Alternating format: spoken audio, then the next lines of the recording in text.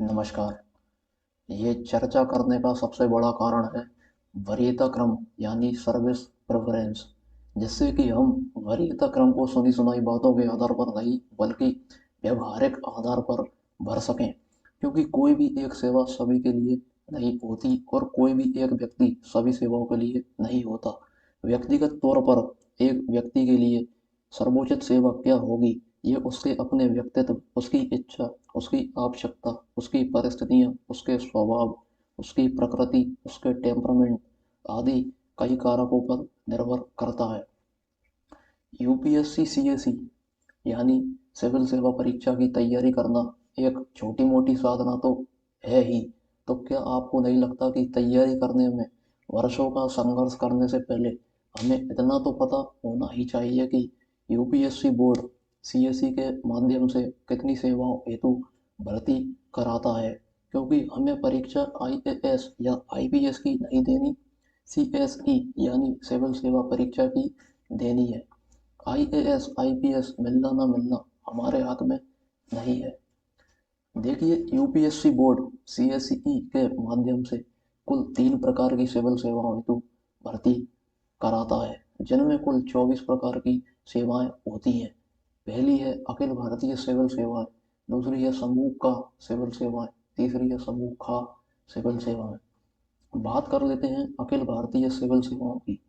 Akhil Bharatiya civil सेवाएं वह सेवाएं होती हैं जिनके अंतर्गत आपको एक कैडर दे दिया जाता है और आपको आजीवन उसी कैडर में सर्विस करनी होती है। कुल 3 अखिल भारतीय सेवाएं होती हैं: भारतीय प्रशासनिक सेवा, भारतीय पुलिस सेवा, भारतीय वन सेवा। वन सेवा की मुख्य परीक्षा यूपीएससी बोर्ड अलग से लेता है। आईएएस की सेवा और आईबीएस की सेवा क्या होती है, ये हर एस्पिरेंट जानता है, इसलिए इनकी चर्चा करने की कोई खास आवश्यकता है नहीं। बस मैं यहाँ आपको कुछ दो चार बातें बताना पर्याप्त समझूंगा जिनकी चर्चा अक्सर होती नहीं है।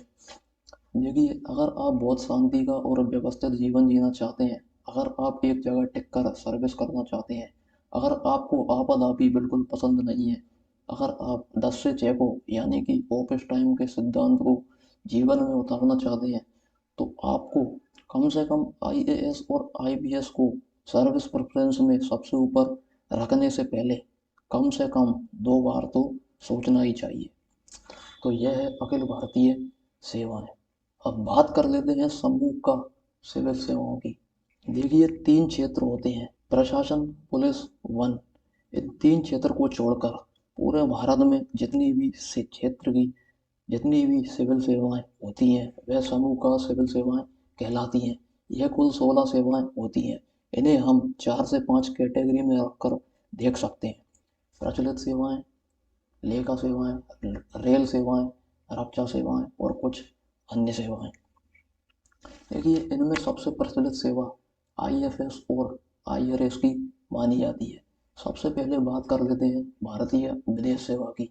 इस सेवा में अधिकारियों को अपना अधिकांश समय विदेशों में स्थित भारतीय दूतावास में गुजारना होता है और भारत में रहने का मौका बहुत कम रहता है। विदेशों में नियुक्ति के दौरान अलग से भत्ता मिलता है, जिससे इनकी आर्थिक स्थिति भी काफ़ी अच्छी हो जाती है।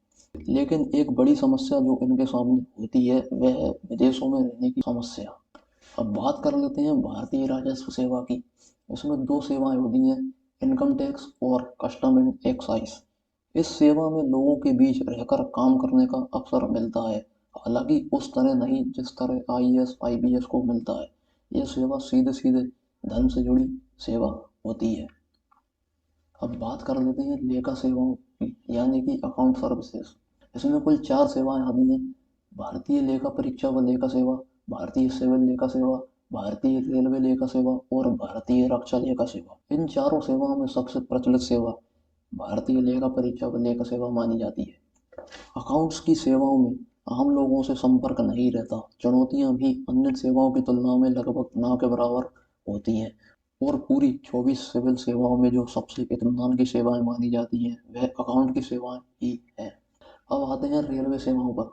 इसमें कुल 4 सेवाएं होती हैं: भारतीय रेलवे कार्मिक सेवा, भारतीय रेलवे यातायात सेवा, भारतीय रेलवे सुरक्षा बल सेवा। और चौथी है भारतीय रेलवे लेखा सेवा, जिसे हमने अकाउंट सर्विस की कैटेगरी में रखा हुआ है। इन चारों सेवाओं में सबसे प्रचलित सेवा भारतीय रेलवे यातायात सेवा की मानी जाती है। रेलवे की सेवाओं में अधिकारियों को रेलवे का एक जोन दे दिया जाता है और फिर उसी जोन में नियुक्तियां होती रहती हैं। इसमें मिलने वाली सुविधाओं के कारण भी यह पसंद की जाती हैं। अब आते हैं रक्षा सेवाओं पर। इसमें दो सेवाएं होती हैं। पहली है भारतीय रक्षा संपदा सेवा और दूसरी है भारतीय रक्षा लेखा सेवा, जिसे हमने अकाउंट सर्विस की कैटेगरी में रखा हुआ है। इनके अलावा भी कुछ अन्य सेवाएं होती हैं। भारतीय डाक सेवा, भारतीय सूचना सेवा, भारतीय संचार वित्त सेवा, जिसे भारतीय डाक एवं दूरसंचार लेखा और वित्त सेवा भी कहा जाता है। फिर होती है भारतीय व्यापार सेवा, भारतीय कॉरपोरेट विधि सेवा और भारतीय आयुध कारखाना सेवा। आयुध कारखाना को भारतीय आयुध निर्माणी सेवा भी कहा जाता है। तो यह 16 सेवाएं समूह का सिविल सेवाएं कहलाती हैं। अब बात करते हैं समूह का सिविल सेवाओं की। देखिए, दिल्ली और संघ शासित प्रदेशों की जो प्रशासनिक सेवा और पुलिस सेवा होती है, वह ही समूह का सिविल सेवाएं कहलाती हैं। Delhi, Andaman and Nicobar island, Lakshadweep, Daman and Diu and Dadra and Nagar Haveli, इन चार संघ शासित प्रदेशों के लिए नियुक्तियां डानेक्स और डानेप्स द्वारा होती हैं। पौंडीचेरी के लिए नियुक्तियां पौंडीचेरी सिविल सर्विस और पौंडीचेरी पुलिस सर्विस द्वारा होती है। इनमें बस एक सेवा और जुड़वा दी है, वह है सशस्त्र बल मुख्यालय सिविल सेवा। सशस्त्र बल मुख्यालय सिविल सेवा में अधिकारियों को सशस्त्र बलों के मुख्यालय में सिविलियन स्टाफ और सेक्रेटरियल व क्लरिकल सपोर्ट उपलब्ध कराना होता है। तो ये थी 24 सिविल सेवाएं जिनकी भर्ती यूपीएससी बोर्ड सीएससी के माध्यम से कराता है। देखिए, शुरू में भले ही आपको लगे कि चलो कोई भी सेवा मिल जाए, क्या फ़र्क पड़ता है, आखिर सिविल सर्विस तो मिल ही रही है ना। लेकिन हो सकता है बाद में आप पछताएं। सर्विस में प्रेफरेंस को आप हल्के फुल्के तरीके से बिल्कुल ना लें। हर सेवा के साथ अपनी एक संस्कृति, एक प्रतिष्ठा और एक पद्धति जुड़ी होती है, और यही एक प्रकार से हमारी अपनी जीवन पद्धति बन जाती है। इसलिए सर्विस प्रेफरेंस देने के काम को पूरी और पूरी गंभीरता से लिया ही जाना चाहिए। धन्यवाद।